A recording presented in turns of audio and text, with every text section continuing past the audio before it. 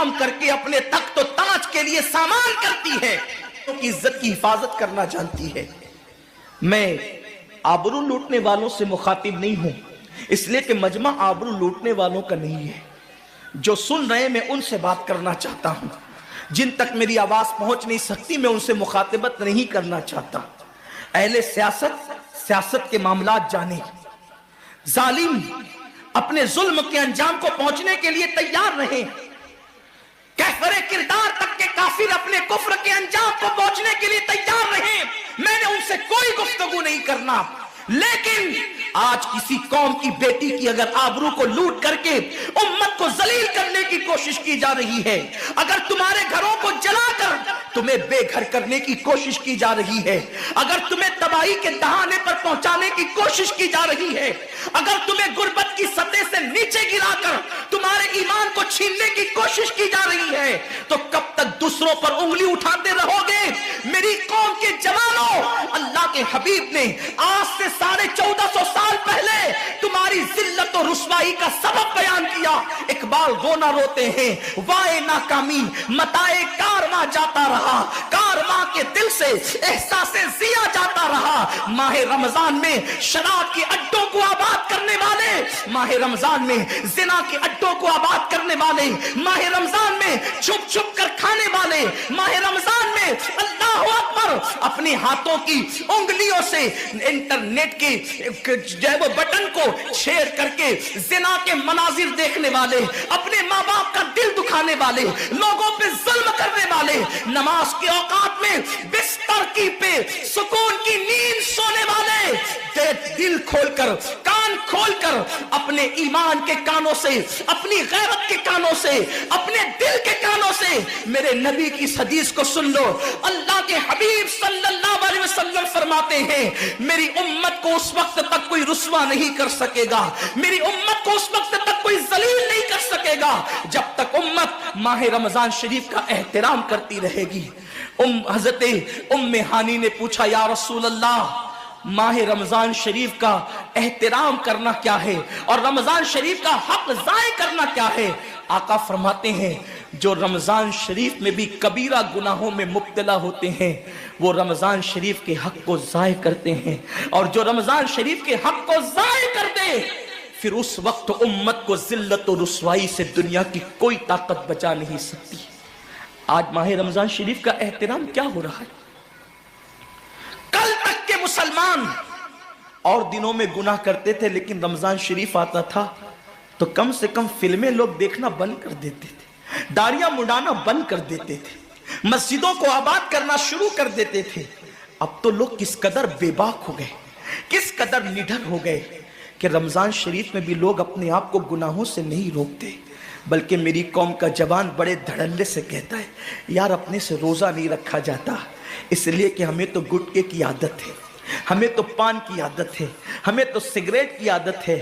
شرم کرو، شرم کرو، نبی کے نام پہ جان قربان کرنے کی بات کرنے والوں، جو نبی کے نام پر 12-16 گھنٹے بھوکے اور پیاسے نہ رہ سکے وہ نبی کے نام پہ جان کیا قربان کر سکتے؟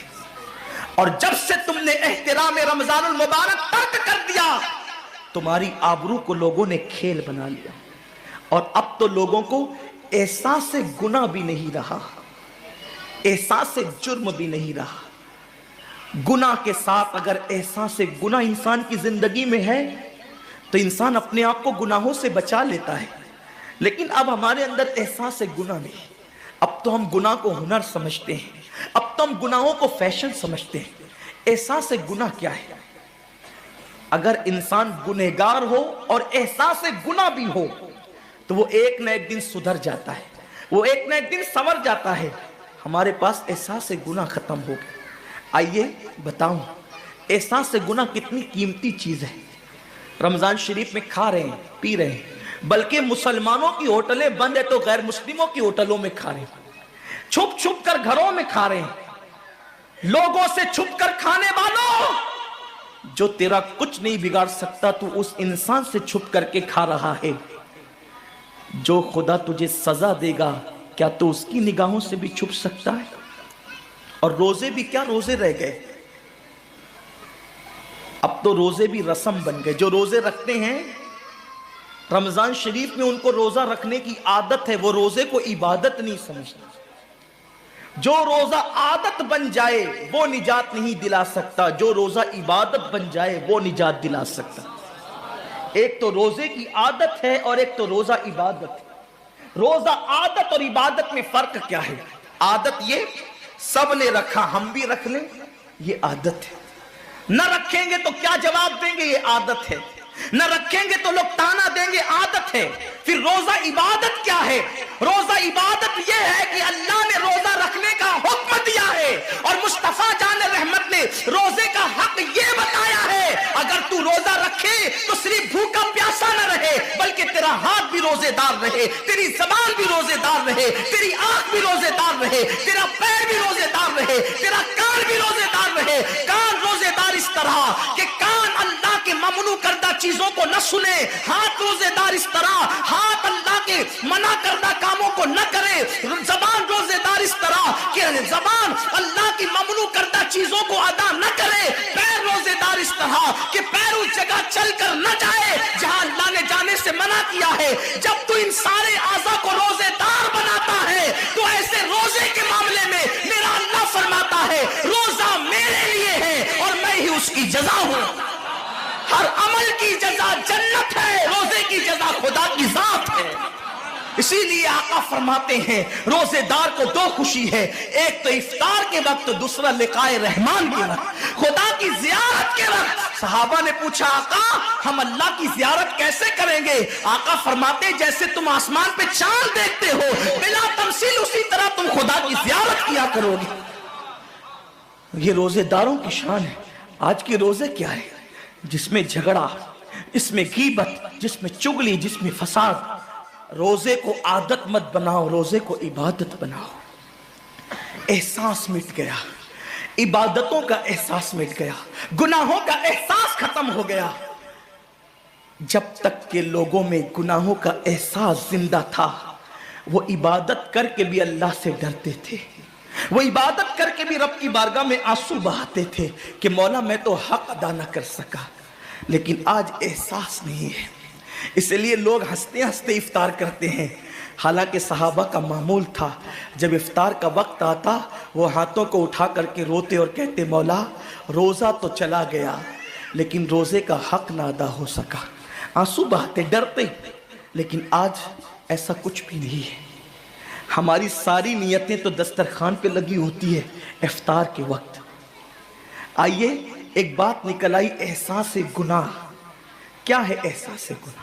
آقا نے فرمایا نا کہ جب رمضان شریف کا حق ضائع کر دو گے تو اللہ تم سے عزت کو چھین لے گا, تم ذلیل و رسوا ہو جاؤ گے.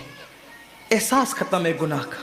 اسی لیے رمضان شریف میں بھی گناہ کرتے ہیں, اور گناہ کر رہے ہیں تو ذلیل ہو رہے ہیں. احساس کسے کہتے ہیں؟ احساس یہ ہے کہ میں نے کیا کیا. چھوٹے سے گناہ کو بڑا سمجھنا میں نے کیا کیا.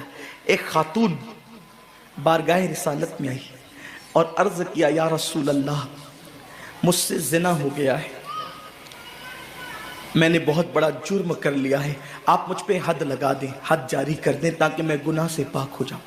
اللہ کے حبیب نے احساس گناہ دیکھ کر کے فرمایا کہ جا, ابھی تیرے پیٹ میں بچہ ہے, تیرے جرم کی سزا تیرے پیٹ کے بچے کو نہیں دی جا سکتی. اگر تجھ پہ حد لگے گی تو وہ بچہ بھی ختم ہو جائے گا. جب بچہ پیدا ہو جائے اس کے بعد آنا. بچہ پیدا ہو گیا تو وہ لے کر کے آئی. آقا فرماتے ہیں تیری جان چلی جائے گی تو اس کی پرورش کون کرے گا, اس کو دودھ کون پلائے گا؟ جا اس کو دودھ پلا اس وقت تک جب تک یہ کھانے نہ لگے. وہ بچے کو 2 سال تک دودھ پلاتی رہی, اور جب بارگاہ رسالت میں آئی تو بچے کے ہاتھ میں روٹی کا ٹکڑا دے کر کے آئی. بچہ روٹی کھا رہا تھا. عرض کی آقا مجھ پہ حد جاری کریں تاکہ میرا گناہ جو میرے دامن پہ لگا ہے وہ دھل جائے. حضور نے 3 مرتبہ اس کو اپنے دروازے سے ٹالا. اگر کوئی دوسرا ہوتا اس کو ڈھیل دی جاتی تو وہ بھاگ جاتا, دوبارہ پلٹ کرنا آتا.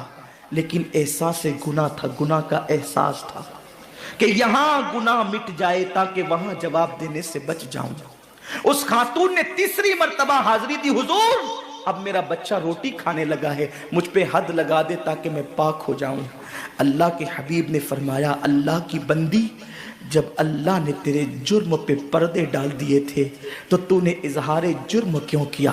اب چونکہ تو جرم کا اظہار کر چکی ہے، اقبال گناہ کر چکی ہے، اب تجھ پہ حد لگائی جائے گی۔ اور اس کو سنگسار کر دیا گیا۔ جب وہ مر چکی اور اس کو دفن کر دیا گیا تو کسی نے کہا کتنی بدبخت تھی وہ عورت جس نے رسول پاک کے دور میں منہ کالا کیا۔